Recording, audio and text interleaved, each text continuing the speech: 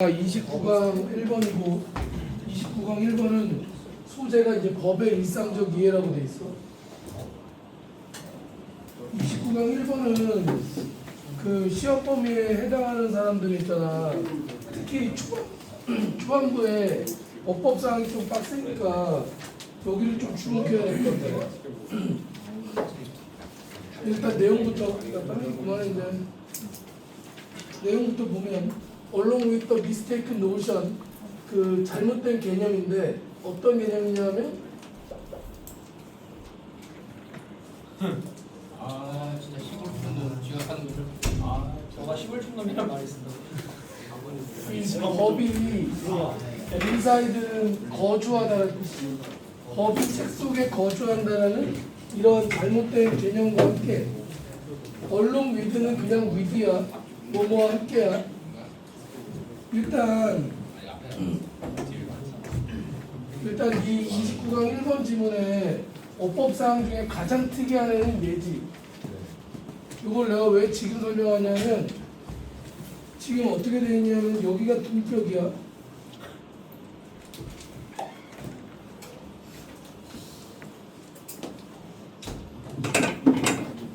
지금 여기가 동격이고 그래서 그 앞에 있는 노션에 대한 동격이고 근데 그러면은 어떤 현상이 발생하냐면 이러이러한 잘못된 개념과 함께 라고 했는데 동사가 튀어나왔어. 무슨 뜻이야?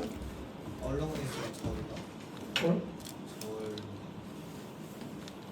물론 위드가 왜 절이야? 다시 간다. 동격이고 이러이러한 내용의 잘못된 개념과 함께 근데 동사가 튀어나왔어. 동사가 튀어나온 게 왜 문제야? 명령문. 주어가 없다는 뜻이잖아. 네. 주어가 없는 문장은 없어요. 난 명령문 되게.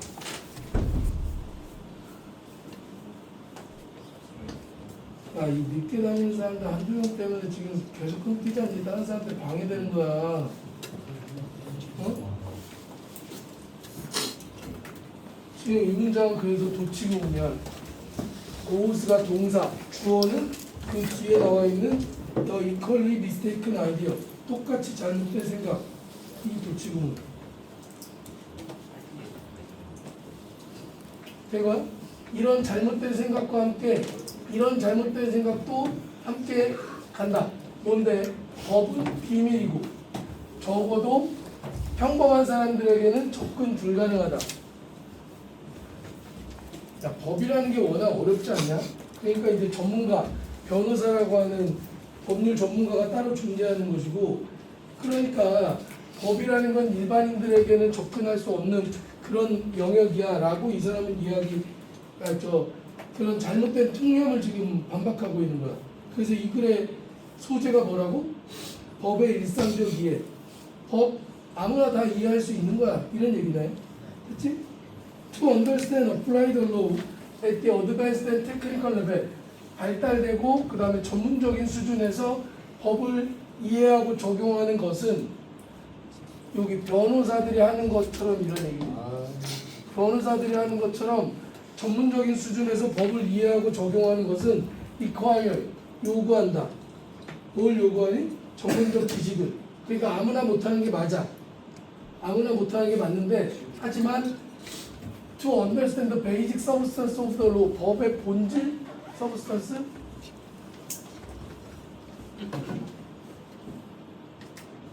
본질을 이해하는 것은 does not require가 생각된 거지. 대동사니까.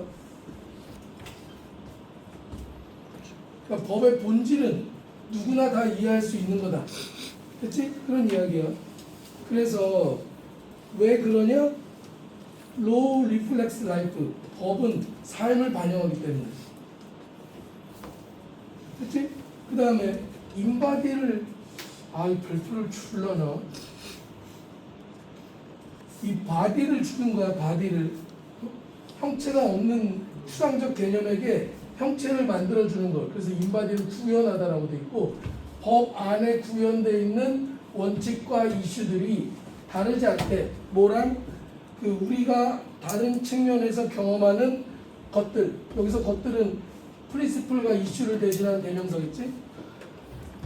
그치? 그래서 대표적인 예로 컨트랙트, 계약법이잖아. 계약법. 그치? 컨트랙트 로우는 is a commentary on the way. 방법에 대한 커멘터리, 해설이래. 무슨 방법? 사람들이 만들고 해석하고 지키고 깨고 그들의 약속을 어디서? 상업적, 비상업적 환경에서.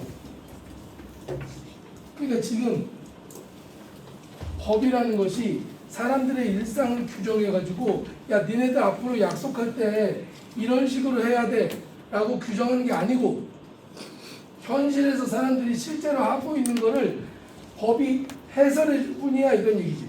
법률적 언어로. 뭐야? 그러다 보니까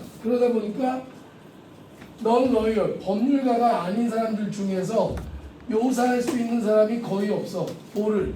객관적인 그 계약 형성의 이론을, 계약이 어떤 식으로 형성되는지를 자세하게 설명할 수는 없어. 또는 Statute of Fraud, 사기 방지법이라고 되어 있지?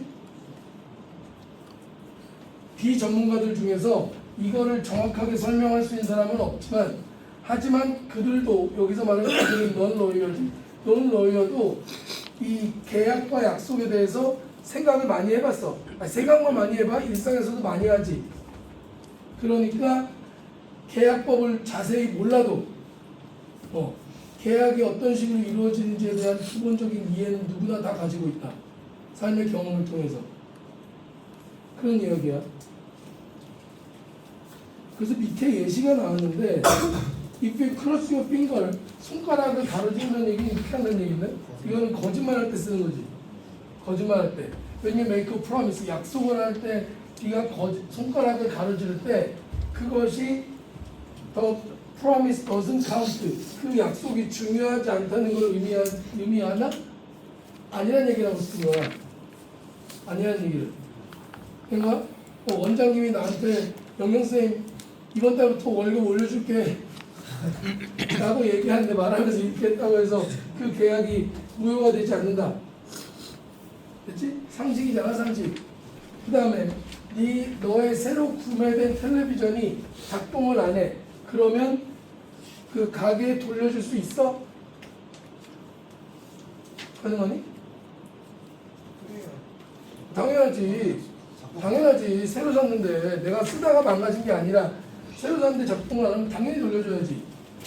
그러니까 법에 있어 없어? 법에 있어. 법에 있어. 내가 그 예전에 지금 벌써 몇 년 돼가지고 지금 많이 까먹었는데 그 뭐냐 공인중개사 시험 봤을 때 이제 민법의 왕이었거든. 민법의 왕이었는데 예를 들면 가장 대표적인 게 여기 나와 있는 게 하자 담보 책임이라는 게 있어. 물건의 계약상 물건에 하자가 있을 때 그것을 어디까지 담보해 줄 것인가를 법으로 딱 정해놨단 말이야. 그렇지? 그러니까 내가 구매한 물건에 작동을 하지 않으면 교환해줘요. 당연히 교환해줘야 한다. 근데 법에 있는데 법에 있어서 교환해주는 것뿐만 아니고 상식이잖아. 상식이잖아. 그런 얘기야. 자는 사람 누구냐. 그래서 답은 3번이지. The everyday meaning of legal concept. 법률적 개념의 일상적인 의미. 이 지문의 가장 중요한 포인트는 4번 문장. 4번 아닌가? 3번 문장. 3번 문장. 그 다음에 4번 문장. 이 가장 중요한 부분이었고, 그거에 대한 뒷받침으로 이제 5번에 예시가 나와 있으니까, 그러니까 5번 문장에 문장삽이 들어갈 수 있는데, 다만 이게 여러분들한테는 계약이라는 걸 맺어본 적이 거의 없기 때문에 그래서 여러분들이 이해를 잘 못하는 예시일 수 있어. 혹시 여러분들 중에 계약 맺어본 적 있는 사람 있어? 있어. 누가? 모두 다. 모두 다.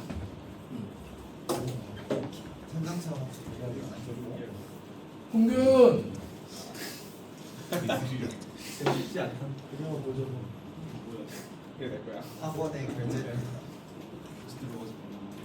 편의점에서 편의점에서 라면을 1,500원 주고 사는 거 매매 계약이야.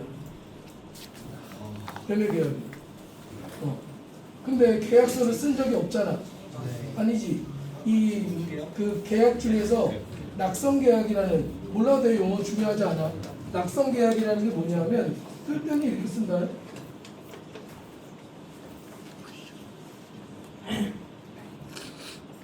이게 무슨 말이냐면 승낙할 때 낙자고 성립할 때 성자. 그러니까 승낙만으로, 그러니까 그 정확히 이제 계약은 민법상으로는 청약과 승낙을 통해서 그 의사가 합치될 때 이루어진다고 이야기해. 청약은 뭐냐? 약속을 청하는 거야. 내가 이 물건 1,500원에 팔 테니까 살래? 라고 청약을 했는데 사는 사람이 와가지고 1,500원 괜찮네, 오케이 나 살래 라고 승낙을 하면 그 순간 계약이 성립했다고.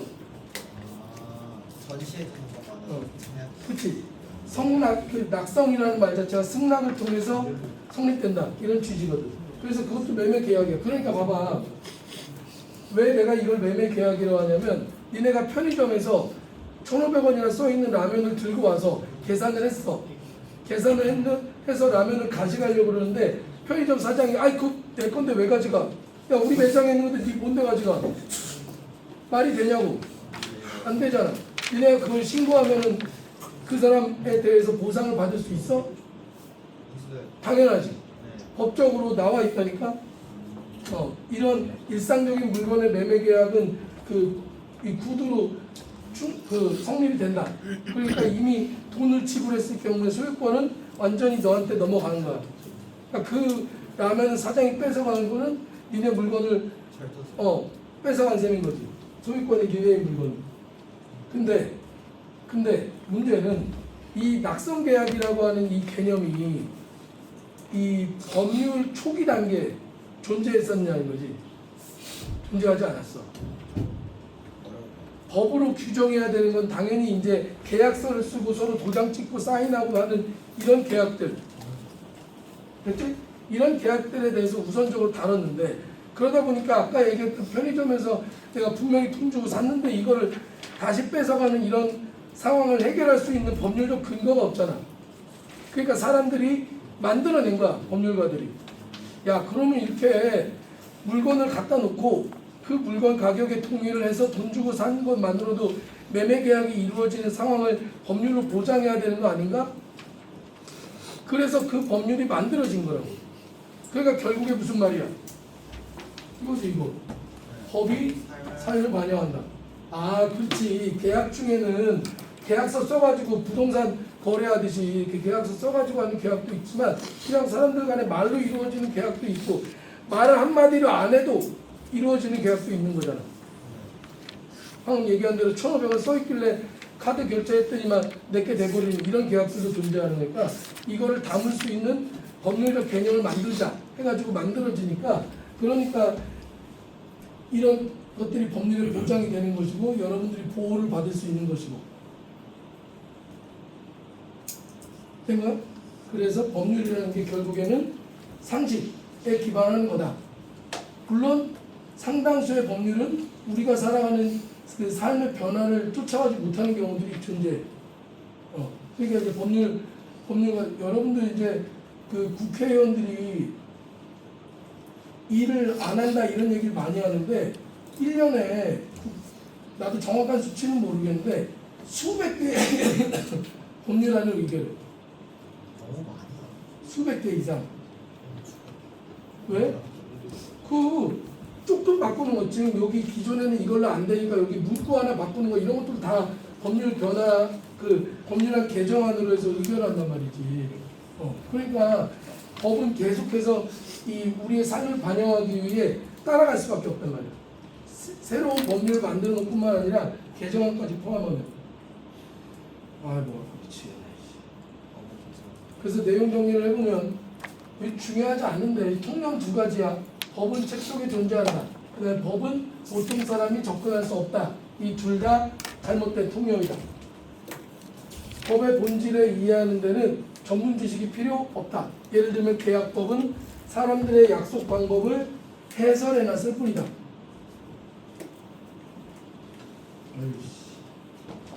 그래서 변호사 아니어도 계약에 대한 생각을 많이 하니까 상식적으로 계약에 대해서 다 알고 있다. 손가락을 교차하고 약속을 하면 중요하지 않은가? 아니, 중요하지. 신제품 TV가 작동하지 않으면 반품 가능한가? 가능하지. 야, 계약금에 의한 계약은 어떻게 작동하니? 계약. 계약. 내가 10억짜리 아파트를 사기로 했어. 네.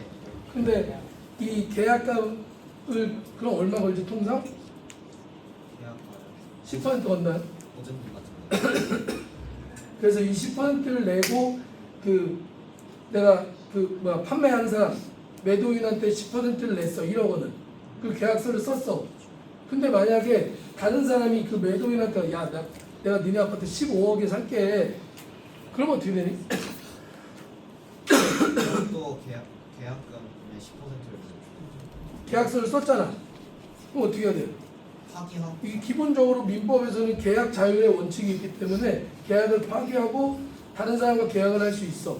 다만 계약금을 1억을 걸었으니까 그 사람은 나한테 1억을 더 돌려줘야 돼. 계약을 파기한 대가로. 더 돌려. 계약금만 돌려주는 게 아니고 계약금에다가 1억을 더 해가지고 돌려줘야 돼. 그러면 그 사람이 파기할 해도 남지. 15억 준다고 그랬으니까.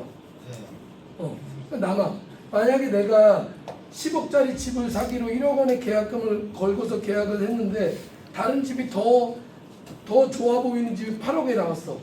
그럼 어떻게 하면 되니? 파기하고. 계약금 가져가세요. 나 이미 줬으니까 1억을 나는. 네. 계약 파기할 때 그 계약금을 그럼 네가 갖는 걸로 따로 별도의 특이하게 없어도 법적으로 이렇게 돼 있단 말이야. 왜? 우리가 일상적으로 그런 식으로 계약을 해왔기 때문에 법에 그렇게 반영이 돼 있다는 거야. 10억을 내면 된 거야? 된 거야?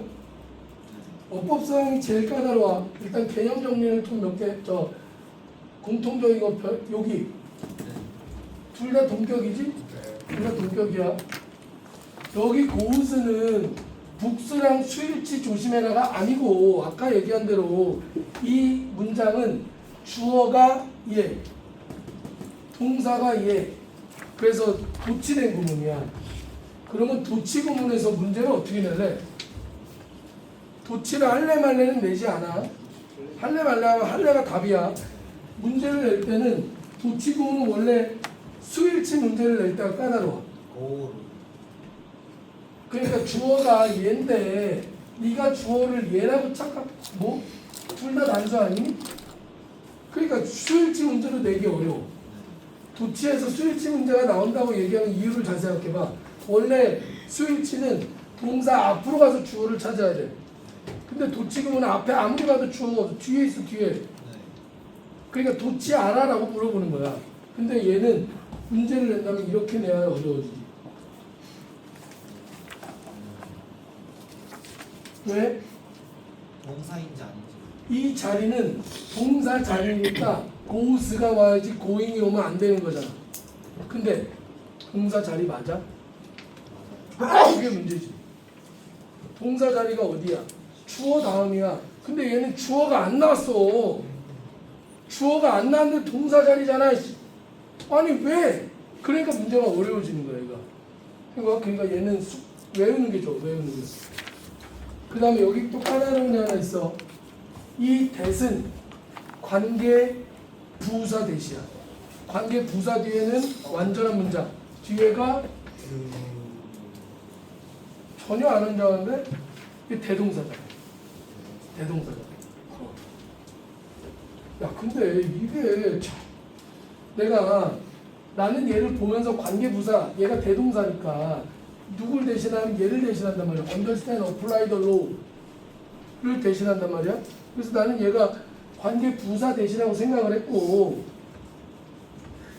혹시나 몰라서 재미나이한테 질문을 했거든. 처음에 관계 대명사라는 거야 나한테. 그래서 이상한데? 관계 부사 아니야? 그랬더니 관계 부사래. 그래서 내가 관계 부사 확실하지 그랬더니 아니 자기가 실수했대. 관계 대명사래. 그거 내가 말이 안 되는 것 같은데 그랬더니 다시 관계 부사래.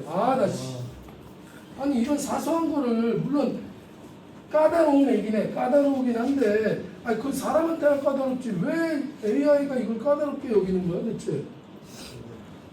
된 거야? 여기에 얘를 대신하는 거야. 그러니까 뒤에는 완전한 문장이 맞아. 됐어? 그 다음에 여기 대동사, 여기도 대동사. 그치? 그 다음 requires는 주어가 to understand야. 투부정사가 주어로 쓰이는 게 흔하지 않다 사실. 이론적으로 우리가 알고 있지만 투부정사의 명사적 용법이니까 주어로 쓰인다고 하지만 투부정사의 명사적 용법은 가주어, 진주어로 많이 쓰여. 진짜 주어로 잘 안 쓰인다고. 그치? 그 다음에 더스나 또 대동사고. 그건 뭐야? embodied. 그럼 얘를 아는 주어 동사 쓸지. 된 거지? 29.